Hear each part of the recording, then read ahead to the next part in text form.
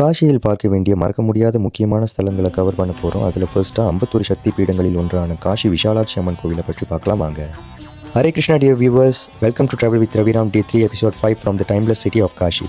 சக்தி பீடம் என்பதற்கு காரணம் புராணத்தில் சதிதேவியின் உடற்பாகங்கள் 51 இடங்களில் விழுந்ததாக சொல்லப்பட்டிருக்கு. அதில் இந்த கோவிலோட சிறப்பு என்னன்னா, சக்தி தேவியோட கண்களும் காது வளையங்களும் பூமியின் புனித தலமாக விழுந்த இடம்தான் வாரணாசி என்கின்ற காஷி விஷாலாட்சி என்று சொல்லப்பட்டிருக்கு. விஷாலம் என்றால் பெரியது என்றும், ஆட்சி என்றால் கண் என்றும், விஷாலமாக காட்சி கொடுக்கின்றனால இங்கு அம்மனுக்கு விஷாலாட்சி என்ற பெயர் வந்தது. அதனால இந்த தலம் சக்தியின் முக்கிய பீடமாக அமைஞ்சிருக்கு. குறிப்பாக இங்கு அம்மனின் கண்களை பார்த்து வழிபடுவது தனி சிறப்பு.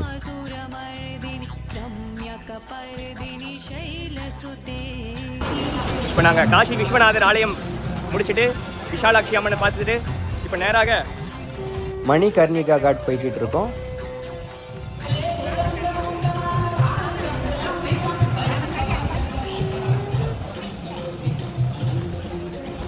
ஹர ஹர் மகாதேவ். இப்போ நாங்கள் காஷியில் உடலை சடலத்தை எரிக்கிற இடத்துக்கு வந்திருக்கோம். அடுத்ததாக மணிகர்ணிகா காட்க்கு வந்திருக்கோம். வாரணாசியில் இருக்கும் மணிகர்ணிகா காட் என்பது மிகவும் பழைய சுடுகாடாகும். மணிகர்ணிகா என்ற பெயர் ஒரு பழைய கதையிலிருந்து வந்தது. அந்த கதையின்படி பார்வதியின் காதிலிருந்து மாணிக்க தோடு இந்த இடத்தில் விழுந்ததாக சொல்லப்பட்டிருக்கு. அதனால் இந்த இடம் மணிகர்ணிகா என்று அழைக்கப்படுது. பல ஆயிரம் ஆண்டுகளாக இந்த இடத்தில் மனிதர்களின் உடல் எரிப்பது நடந்து வருகிறது. இந்துக்களின் நம்பிக்கையின்படி வாரணாசியில் குறிப்பாக மணிகர்ணிகா காட்டில் உடலை எரித்தால் பிறவி சுழற்சியில் இருந்து விடுதலை கிடைக்கும் என்று கருதப்படுது. இங்கு 24 மணி நேரமும் வருடம் முழுவதும் உடல் எரிக்கும் சடங்குகள் நடைபெறுகின்றன. அதனால் நெருப்பு எப்போதும் இருந்து கொண்டே இருக்கும், ஒருபோதும் அணையாதுன்னு சொல்கிறாங்க. அடுத்ததாக தசஸ்வமேத் காட்க்கு வந்திருக்கோம். காட் அப்படின்னா நதிக்கரையில் அமைந்திருக்கும் படிக்கட்டு என்று அர்த்தம். ஸோ தசஸ்வமேத் காட் காசியின் பழமையான காட்டில் ஒன்றாகும். புராணங்களில் பிரம்மதேவன் 10 அஸ்வமேத யாகங்கள் செய்த இடம் என்பதால் தச அஸ்வமேதா என்ற பெயர் வந்தது.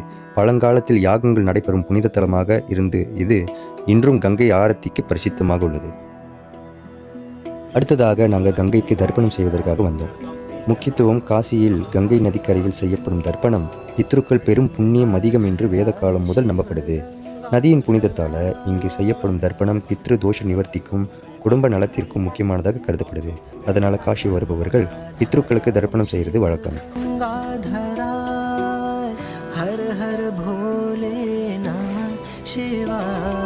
அடுத்ததாக நம்ம பார்க்க போகிறது சங்கட மோச்சன ஹனுமான் கோவில். வாரணாசியில் அமைந்துள்ள இந்த சங்கட விமோச்சன ஹனுமான் கோவிலை பெரும் பக்தரான துளசிதாஸ் அவர்களே நிறுவியதாக நம்பப்படுகின்றது.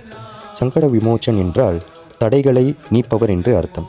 பல நூற்றாண்டுகளாக இந்த கோவில் பக்தர்களின் துன்பங்களை நீக்கும் தலமாக மதிக்கப்படுகின்றது.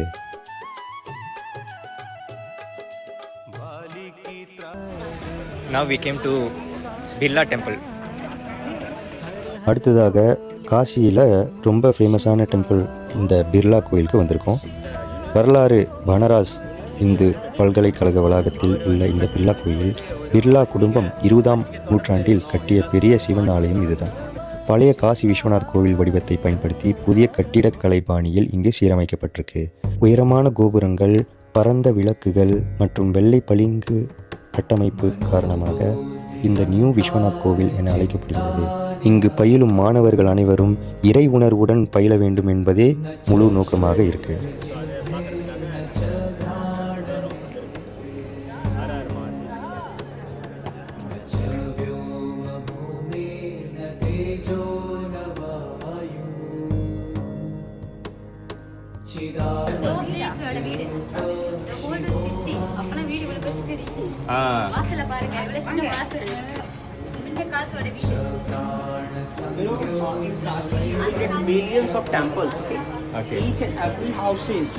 இத்துடன் நம்ம காஷி பயணமானது முடிவுக்கு வருது.